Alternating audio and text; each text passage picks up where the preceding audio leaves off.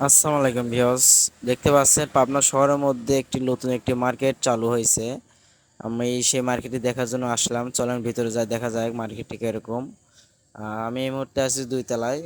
দুই তলা দেখতে পাচ্ছেন মোটামুটি কাজ পুরাটুকু শেষ। আর এই মুহূর্তে যে প্রথম তলাটি আছে ওখানে কিছু কিছু অলরেডি দোকান ওপেন হয়েছে।